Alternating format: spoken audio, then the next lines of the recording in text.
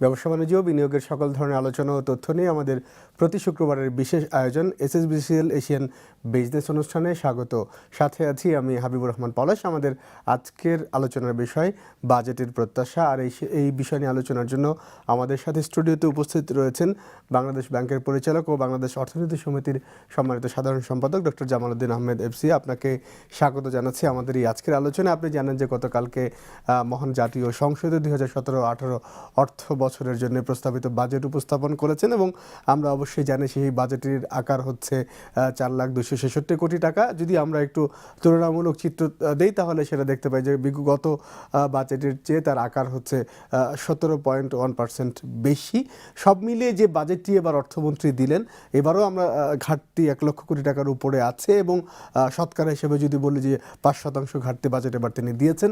সব মিলিয়ে আপনার মূল্যায়নটা কি আছে এবারের বাজেট নিয়ে? বাংলাদেশের স্বাধীনতার পরে যে বাজেটগুলো হয়েছে সব বাজেটে কিন্তু আপনার ঘাটতি ছিল। একটা অনুন্নত দেশের বাজেট ঘাটতি বাজেটই হয়ে থাকে এবং এটা একটা সিস্টেম চলে আসছে। সেখানে আপনার যে কাঙ্ক্ষিত যে আয় সেটা সবসময় কিন্তু ওইভাবে আসে না, পাওয়া যায় না। সেই ক্ষেত্রে একটা এস্টিমেটেড হিসাবে বিদেশি লোন এবং লোকাল ব্যাংকিং সিস্টেম থেকে তার লোন নেওয়া হয়, সঞ্চয়পত্র থেকে লোন নেওয়া হয়, এভাবে নিয়ে কিন্তু আপনার বাজেট বাস্তবায়নের জন্য তৈরি করা হয়। কিন্তু একটা জিনিস হলো যে রাষ্ট্রের বাজেট, ব্যক্তি বাজেট, কর্পোরেট বাজেট এবং NGOর বাজেট যদি দেখেন, ব্যক্তির বাজেট কিন্তু আপনার বাজেটে দেখা যায় যে আপনার তার ইনকাম আগে ঠিক হয়, তারপরে সে খরচের হিসাব করে। তারপরে আপনার NGOরা তাদের বিদেশ থেকে কোথা থেকে কি লোন পাবে, ডোনেশন পাবে, সেটার ভিত্তিতে সে বাজেট তৈরি করে। আর কর্পোরেট বাজেট যেটা হয় সেটা হলো যে তার বিক্রি কত হবে সেটার ভিত্তিতে সে বাজেট তৈরি করে এবং সেখানে রেভিনিউ এক্সপেন্ডিচার এবং ক্যাপিটাল এক্সপেন্ডিচারের একটা রেশিও থাকে। রাষ্ট্রীয় বাজেট কিন্তু ডিফারেন্ট। রাষ্ট্রীয় বাজেটটা হলো রাষ্ট্রে প্রথমে রেভিনিউ এক্সপেন্ডিচার কত, ডেভেলপমেন্ট এক্সপেন্ডিচার কত, এগুলা ঠিক করার পরে কিন্তু তার কত রেভিনিউ কালেক্ট করতে হবে।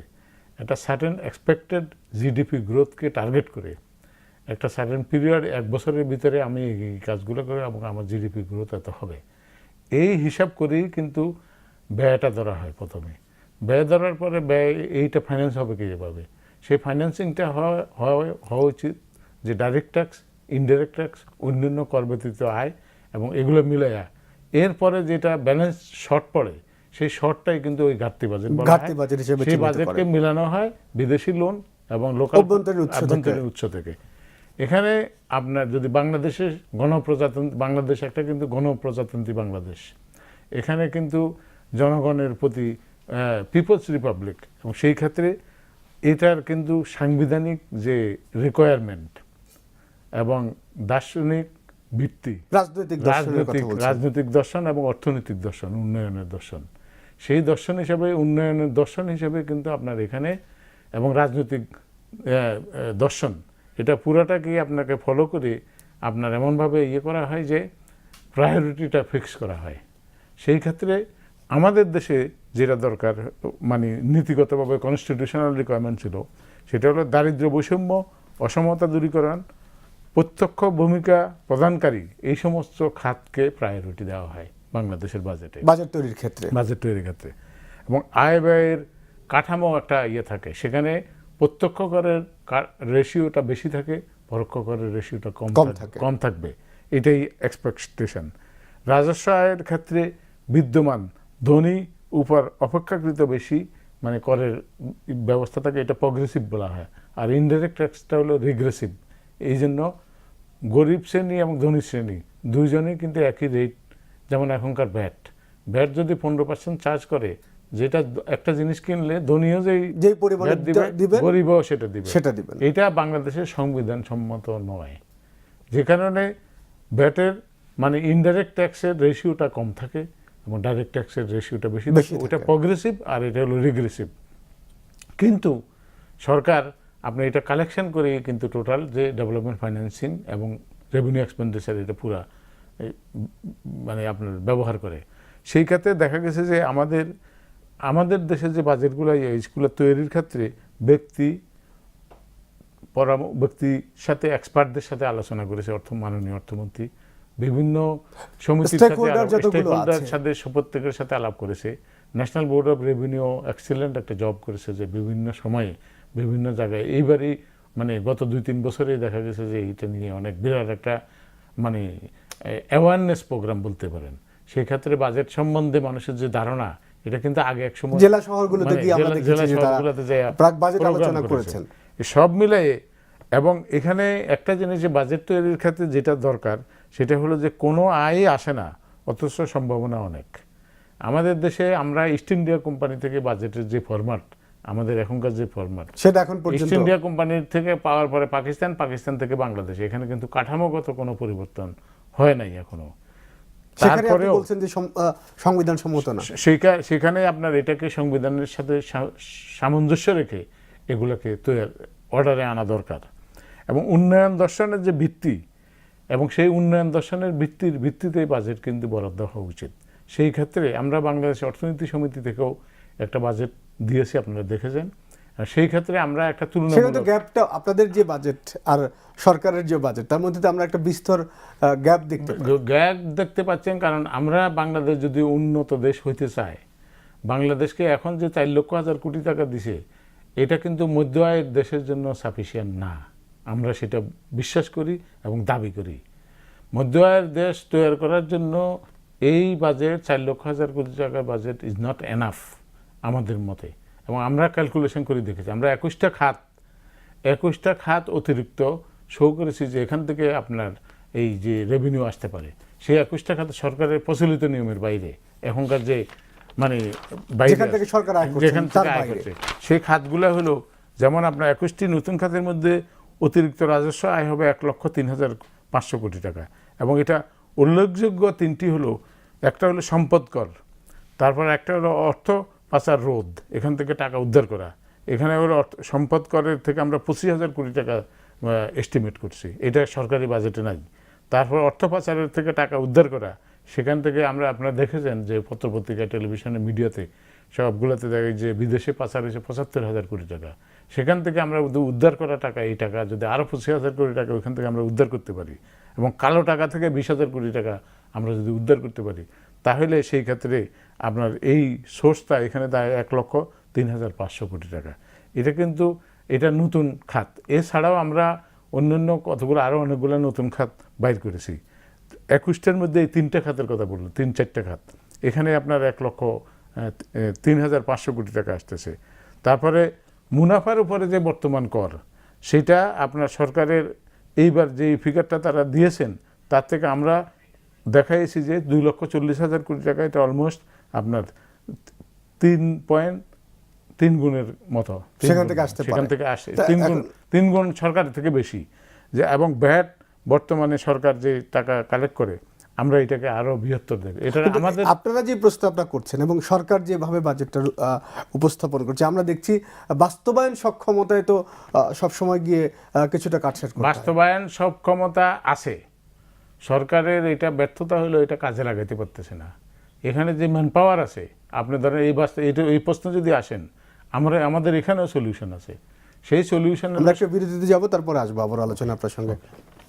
দর্শক, এসএসবিসিএল এশিয়ান বিজনেসের আয়োজনে একটি ছোট্ট বিরতি নিচ্ছি, আমাদের সঙ্গেই থাকুন।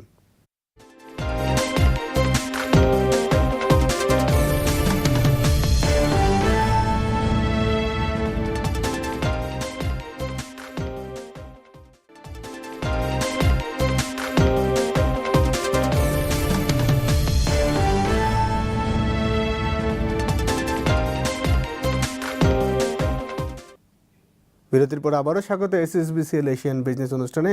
আমরা কথা বলছিলাম বাজেটের প্রত্যাশা শিরোনামে, ফিরছি অতিথির সঙ্গে আলোচনা। আমরা বিরতির আগে যে আলোচনায় ছিলাম, তারপরে যদি আমি একটু বলি আপনাকে, যে আমরা আজকে যেটা দেখলাম যে দিনভর একটা আলোচনা সমালোচনা কিন্তু আছে বাজেটকে ঘিরে। সেই জায়গায় যেটি বড় করে আলোচনায় আছে, এবং বাজেট নিয়ে যারা কাজ করেন, আমরা সিপিডির কথা বলছি, তারা আজকে তাদের রিয়াকশনে বলেছেন যে মধ্যস্বত্ব এবং নিম্ন মধ্য আয়ের মানুষের উপরে বাজেটের চাপটা বাড়বে। এই আশঙ্কাটি কেন তৈরি হয়েছে বাজেটকে ঘিরে? এটা আপনার আশঙ্কাটা তৈরি হয়েছে যে ভ্যালু এডিশন ট্যাক্সের যে 15%, এই পার্সেন্টকে ওনারা হয়তো একটা ইয়ে করছে। ভ্যালু এডিশন ট্যাক্সের যে 15%, এটা কিন্তু আপনার 15 না হয়ে এটা 10-12 হইতে পারতো। সেখানে সুযোগ আছে, সেই সুযোগটা হলো ওনাদের যুক্তিটা একবার উড়ে দেওয়া যায় না। সেক্ষেত্রে এটা নিম্ন মধ্য আয়ের লোকের উপরে চাপ পড়বে। সেই চাপটা কমাইতে পারতো সরকার যদি রেটটা কমাই দিত। সেই রেট কমালে অটোমেটিক্যালি এটার ইম্প্যাক্ট তাদের উপরে যাইতো। সেক্ষেত্রে আপনার ধরেন এখন বলা হয় যে 8,40,000 ভ্যাটের লাইসেন্সি আছে, সেই লাইসেন্সি থেকে অনলি 32,000 লোক সেখান থেকে রিটার্ন পাচ্ছে, এটা টাকা জমা দিচ্ছে। সেই ক্ষেত্রে এটাকে যদি আপনি 50,000 করেন পর্যায়ক্রমে, 1 লক্ষ করেন, তাহলে বাজেটের যে তাদের ঈপ্সিত যে লক্ষ্য, সেই লক্ষ্যের দ্বিগুণের থেকে 3 গুণ বেশি টাকা তারা বাইর করে আনতে পারবো ওই সংখ্যাটা যদি নেটটা বাড়ায়। এটা হলো ভ্যাটের ক্ষেত্রে। সেই ট্যাক্সের ক্ষেত্রে 1 কোটি টাকার উপরে ট্যাক্স দেন 46 জন লোক। এখানে ধরেন এটা হওয়া উচিত মিনিমাম 60 থেকে 70,000 লোক। সেখানে যদি 60 থেকে 70, তাহলে আপনার এখানে কিন্তু গভর্নমেন্টের ট্যাক্স বেশি কালেকশন হবে, অনেক কালেকশন হবে। এখন ধরেন 40 জন হলে 4,000 কোটি টাকা হবে। তারপরে আপনার যদি 70 জন হয় তাহলে 60,000 কোটি টাকা হবে। এইভাবে যদি আপনার কালেকশন করা হয় তাহলে আপনার সেখানে যে ডাইরেক্ট ট্যাক্সের যে পোর্শনটা, এটা রেশিও অফ ডাইরেক্ট ট্যাক্স এবং ইনডাইরেক্ট ট্যাক্স, 100 টাকা যদি আপনি ট্যাক্স কালেকশন করেন, তার মধ্যে নিয়ম হলো ডাইরেক্ট ট্যাক্স হবে 70% আর 30% হবে ইনডাইরেক্ট। তাহলে গরিব মধ্যবিত্ত এবং নিম্ন মধ্যবিত্তদের উপরে যে প্রেশার, সেই প্রেশারটা আপনার থেকে আপনি রেমিটেন্স পাবেন। সেটা বাজেট নিয়ে সাধারণ মানুষের আগ্রহটা কোথায়, বা মানুষের বাজেট নিয়ে আগ্রহ তো এটা কেন্দ্রবিন্দু, উপকারটা কোথায় আছে? কিন্তু মানুষ যখন বাজেট অতটা যখন ঘাটাঘাটি করে না, কিন্তু যখন বাজারে যায়, যখন দেখে যে তার গায়ের উপরে তখন কিন্তু মানুষ একটা রিঅ্যাক্ট করে, এবং তখন মানুষ কিছুটা বুঝতে চেষ্টা করে যে একটা বাজেট দিয়েছে। এবং আপনি যেটা অবশ্যই জানেন যে অর্থমন্ত্রী তার বাজেট আলোচনায় বলেছেন, আমরা যে আলোচনাগুলো শুনেছি, যে এবছর তিনি বিভিন্ন জায়গায় হাত দিবেন, চাপাচাপি করবেন, এবং তিনি হাত দিবেন, তিনি খুবই স্পষ্ট করে বলেছেন, এবং বলেছেন যে পরবর্তী বাজেটটা যিনি দিবেন সেটি তার নির্বাচনী বাজেট দিতে হবে। উনি হাতটা দেখ, কিন্তু নিম্ন মধ্য আয় আরো নিম্ন আয়ের লোকের উপরে হাত না দিয়া বড় আয়ের লোকের উপরে উনি হাত দিচ্ছেন না কেন? সেখানে তো কালেকশন বেশি হতে পারে। এটাতে না করি, এটা কিন্তু এটা নির্বাচনী যে অঙ্গীকার। যেমন আপনার ধরেন বলা হয় যে পলিটিক্যাল অ্যারিথমেটিক, ইকোনমিস্টের অ্যারিথমেটিক, আপনার অ্যাকাউন্টেন্টের অ্যারিথমেটিক, 2+2, পলিটিশিয়ানের ক্ষেত্রে 2+2 নাও হইতে পারে, এটা 4ও হইতে পারে, 3ও হইতে পারে। ইকোনমিস্টেরও তাই এরকম হইতে পারে। কিন্তু অ্যাকাউন্টেন্টের 2+2 4ই হবে। সেই ক্ষেত্রে এখন উনি যদি নির্বাচনের সময়, নির্বাচনের প্রাককালে যদি এটা বলে থাকেন যে আমি হাত দিয়েছি, কিন্তু গরিবের উপরে হাত নিয়ে, মেজরিটি লোকই গরিব এদেশে কিন্তু মেজরিটি লোক গরিব, সেই ক্ষেত্রে গরিবের উপরে হাত না দিয়া উপরের দিকে হাত দেওয়া উচিত। সেখানে ডাইরেক্ট ট্যাক্সের রেশিও, এখনকার যে রেশিও, সেই রেশিও হলো আপনার ডাইরেক্ট ট্যাক্স হলো আপনার অলমোস্ট থেকে ইনডাইরেক্ট ট্যাক্সের থেকে কম কালেকশন হয়। এখন এই বছরও আছে 91,000 কোটি টাকা হলো ভ্যাট ট্যাক্স হলো তার থেকে কম। তো সেই ক্ষেত্রে সেটা যদি আপনি ট্যাক্সের পরিমাণটা বাড়ায় দেন, আপনার ধরেন অলমোস্ট আপনার 60% করেন, আর ইনডাইরেক্ট ট্যাক্স 40% করেন ইনিশিয়ালি, তাহলে দেখা যাবে যে অপেক্ষাকৃত বেশি সংখ্যক লোক এই সরকারের উপরে বিমুখ হবে না, এবং তাদের ধারণা হবে, তারা মনে করবে যে আমাদের জন্য সরকার এটা একটা ন্যায্য বিচার এবং সংবিধানের সাথে সাযুজ্যপূর্ণ, সেটা আপনি বলতে পারেন। কিন্তু ইনডাইরেক্ট ট্যাক্স বাড়লে এখনকার ট্যাক্সের যে কালেকশন, সেই কালেকশানে ইনডাইরেক্ট ট্যাক্সের পরিমাণটা বেশি, সেটা চেঞ্জ হওয়া উচিত। আরেকটা জিনিস হলো বাজেটে যে রেভিনিউ এক্সপেন্ডিচার এবং ক্যাপিটাল এক্সপেন্ডিচার, সেখানে ডেভেলপমেন্ট এক্সপেন্ডিচার হবে বেশি। অনুন্নত দেশ, গরিব দেশ, এগুলোতে আমাদের 1972 সালে উন্নয়ন ব্যয়টা বেশি হবে। এখন হলো রেভিনিউ এক্সপেন্ডিচার 100 টাকা যদি রেভিনিউ এক্সপেন্ডিচার হয় টোটাল, তার 76 টাকা হলো অনুন্নয়ন খাতে, আর 24 টাকা হলো আবার উন্নয়ন খাতে। এটা জাস্ট উল্টোটা হওয়া উচিত বাংলাদেশের মতন ইকোনমিতে। সেটা কিন্তু আপনার বিভিন্ন স্বৈরশাসক, সামরিক শাসক, এরা আপনার এগুলা করে আসছে। এখন এই গভর্নমেন্ট তো হঠাৎ করে এটাকে চেঞ্জ করতে পারবে। যে আমরা আবার একটু বিরতিতে যাব। দর্শক, এসএসবিসিএল এশিয়ান বিজনেসের আয়োজনে আরও একটি ছোট্ট বিরতি নিচ্ছি, আমাদের সঙ্গেই থাকুন।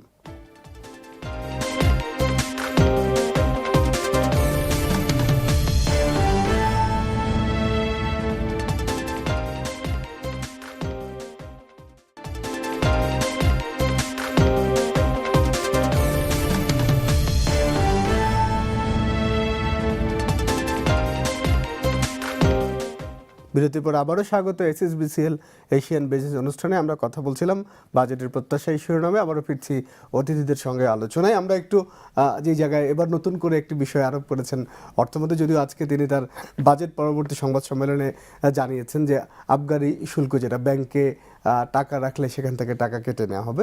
উনি আজকে যেটা বলেছেন যে 1 লাখ টাকার নিচে রাখলে টাকা কাটা হবে না, অন্যদেরটা অপরিবর্তিত থাকবে। এই বিষয়টি নতুন আমাদের মানুষের সামনে, জনগণের সামনে, এবং এই বিষয়টি আসলে কতটুকু যুক্তিসঙ্গত হয়েছে এবং এটা কী ধরনের প্রভাব পড়বে। অনেকেই বলছেন যে মানুষেরা এখন ব্যাংকে টাকা রাখতে নিরুৎসাহিত হবেন, তারা অনেকে অন্য অন্য খাতে টাকা ব্যয় করতে চাইবেন বা অন্য কোনো উপায় রাখতে চাইবেন, সেক্ষেত্রে একটা বৈষম্য তৈরি হতে পারে। আপনার এটা যত স্ট্যাটিস্টিক্স যেটা বলে সেটা হলো যে ব্যাংকের যত অ্যাকাউন্ট আছে, টোটাল অ্যাকাউন্টের অলমোস্ট 70 to 80% যে অ্যাকাউন্ট, সেই সমস্ত অ্যাকাউন্টে বেশি টাকা থাকে না। যে কারণে এই লেভেলে 1 লক্ষ, তবে 1 লক্ষ টাকা যেটা টার্গেট করছে সেটা কিন্তু এটা আরও লিমিটটা উপরের দিকে বাড়ানো উচিত। এটা যদি না বাড়ায় তাহলে ধরেন আপনার নিম্ন মধ্যবিত্ত ওনাদের জন্য অসুবিধা হবে। সরকারি পেনশনজীবী যারা আছে তাদের জন্য অসুবিধা। তাদের তো পেনশনের টাকা ওই ডিপোজিটে রাখে, সেখানে আপনার ডিপোজিটের টাকা রাখলে ওখানে ইন্টারেস্ট রেটও কম। তো তাহলে চতুর্দিকে যদি এভাবে চাপের উপরে থাকে তাহলে নিম্ন মধ্যবিত্ত লোকজনের অসুবিধা হবে। এই লিমিটটা আরও আমার মনে হয় এটা মানে যে প্রতিক্রিয়া পাবলিকের ভিতরে দেখা গেছে সেই প্রতি অনেকেই একমত যে এটার লিমিট বাড়ানো উচিত। এই লিমিট বাড়ানোর অতিরিক্ত টাকা যারা রাখবে, বেনামা টাকা যারা রাখবে তাদের উপরে আপনার ট্যাক্স ধরেন, অসুবিধা নেই, হায়ার ডিপোজিটে ইয়াতে। সেক্ষেত্রে মানে ধরেন এটা কত 50 লাখ বা 1 কোটি টাকা পর্যন্ত যদি এক্সেম করে দেওয়া হয় তাহলে এটা এখান থেকে বিরাট কোনো টাকা রেভিনিউ আসবে বলে অনেকে ধারণা করেন যে এটা এরকম টাকা আসবে না। কিন্তু একটা জিনিস হলো যে বাজেটের যে সাইজ যেটা বাড়তেছে, ধরেন 2008-9 সালে যখন বাজেট দেওয়া হয় এই প্রধানমন্ত্রী ক্ষমতায় আসার পরে, সেখানে বাজেটের এর আগের বছরের সাইজ ছিল 95,000 কোটি টাকা। সেই সময়ে একদল লোক বলছে উচ্চাভিলাষী, এখনও 4 লক্ষ কোটি টাকা হয়েছে, এখনও ওনারা একই লোকগুলা এখনও বলে উচ্চাভিলাষী। এটা আমরা বুঝতে পারি না, কারণ বাংলাদেশকে মিডল ইনকাম কান্ট্রি ক্রস করতে হলে আপনার বাজেটের সাইজ 10 লক্ষ হাজার কোটি টাকা হইতে হবে আগামী 2 থেকে 3 বছরের ভিতরে। সেটা কি সম্ভব কিনা? সেটা সম্ভব না, সেটা এখন আমরা যে হারে, যেটা এই বছরই সবচেয়ে বড় 17%-এর কিছু বেশি বাজেট বৃদ্ধি হয়েছে, আমরা যদি এই ধারাবাহিকতাটাও যদি রক্ষা করি তাহলে তো আমরা ওই সময় পর্যন্ত এই 10 লাখ কোটি টাকা পর্যন্ত বাজেট যাবে না। তবে আমাদের যে প্রশ্নটা আপনার কাছে একদমই ছোট্ট করে জানতে চাইবো যে এই যে বাজেটের ধারাবাহিকতা, আমরা 2041 সালের মধ্যে মধ্যআয়ের দেশে যেতে চাই, উন্নত দেশে পরিণত হতে চাই, 21 সালে মধ্যআয়ের দেশে যেতে চাই, সেই ধারাবাহিকতায় আমাদেরকে কতটুকু নিয়ে যাবে? আমাদের যে বর্তমান সরকারের যে এখন যে যিনি সরকার চালাচ্ছেন, ওনার যে বিজনেস এবং ডেভেলপমেন্ট অ্যাক্টিভিটিজে ওনার যে পার্সোনাল ইন্টারভেনশন এবং এগুলোর কেয়ার নেওয়া, এরকম রাষ্ট্রপ্রধান আমরা স্বাধীনতার 75 সালের পরে এই পিরিয়ডের গ্যাপের মধ্যে আর কোনো ছিল না। একমাত্র উনি এই যে বিদ্যুতের আপনার যে গ্রোথ, এটা কিন্তু ওনার ইনিশিয়েটিভ। তারপরে আপনি দেখেন এই আইসিটির যে গ্রোথ, এটাও কিন্তু ওনার ইনিশিয়েটিভ। তারপরে আপনার ধরেন এই যে শিক্ষা ব্যবস্থায় যে উন্নতির যে গ্রোথ, যেটা সেটাও কিন্তু ওনার। 23,000 বড় বড় মেগা প্রকল্পগুলো প্রাইমারি স্কুল রাষ্ট্রায়ত্ত করছে, এরকম এত বড় দুঃসাহস বাংলাদেশে কোনো রাষ্ট্রপ্রধানের ছিল না। 23,000 বঙ্গবন্ধু প্রথম যখন করছে তখন যেই প্রাইমারি স্কুলকে রাষ্ট্রায়ত্ত করলেন, পরবর্তীতে ওনার কন্যা আপনার এটা করলেন। এটা কিন্তু একটা দুঃসাহসিক ইয়ে। সেই ক্ষেত্রে আপনার রেভিনিউ এক্সপেন্ডিচার বাড়লেও এটা একটা ইনভেস্টমেন্ট। এই ইনভেস্টমেন্টের ফল আমরা পাবো। একদমই ছোট্ট করে 30 সেকেন্ডের মধ্যে আপনাকে জানতে চাইবো যে এই বাজেট আমরা জানি মাস শেষে পাস হবে এবং কার্যকর হবে পরবর্তী মাসের 1 তারিখ থেকে। আপনাদের প্রত্যাশা কি থাকবে যে অর্থমন্ত্রী কতটুকু যেতে পারবেন এবং কি করতে হবে? অর্থমন্ত্রী ধরেন এই যে ধনী দরিদ্রের বৈষম্য দূরীকরণ সংক্রান্ত যে ইস্যুগুলো আছে এগুলোকে অ্যাড্রেস করা উচিত।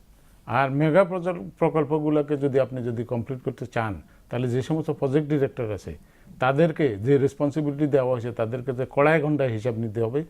দে should be given performance goal at the beginning of the year এন্ডে, যাতে এই রেজাল্টটা না দিই। উনি যদি এটা পূরণ না করতে পারে 3 মাসের ভিতরে, তাহলে তাদের ওয়ার্নিং দেওয়া উচিত। তারপর 6 মাসের ভিতরে প্রগ্রেস রিপোর্টের টার্গেট যেটা আছে সেটা যদি পূরণ না করতে পারে তাহলে তাকে সাসপেন্ড করা উচিত, এরপরে তার বিরুদ্ধে শাস্তিমূলক ব্যবস্থা করা যে উচিত। আমরা আপনাকে অসংখ্য ধন্যবাদ জানাচ্ছি আমাদের আজকের আলোচনায় সময় দেওয়ার জন্য। দর্শক, একই সঙ্গে আপনাদেরকেও ধন্যবাদ জানাচ্ছি আমাদের অনুষ্ঠানটি দেখার জন্য। এছাড়া আগামী শুক্রবার অন্য কোনো অতিথিকে নিয়ে অন্য কোনো বিষয় নিয়ে আবারও হাজির হব এসএসবিসিএল এশিয়ান বিজনেস অনুষ্ঠানে। সবাই ভালো থাকবেন, ধন্যবাদ সবাইকে।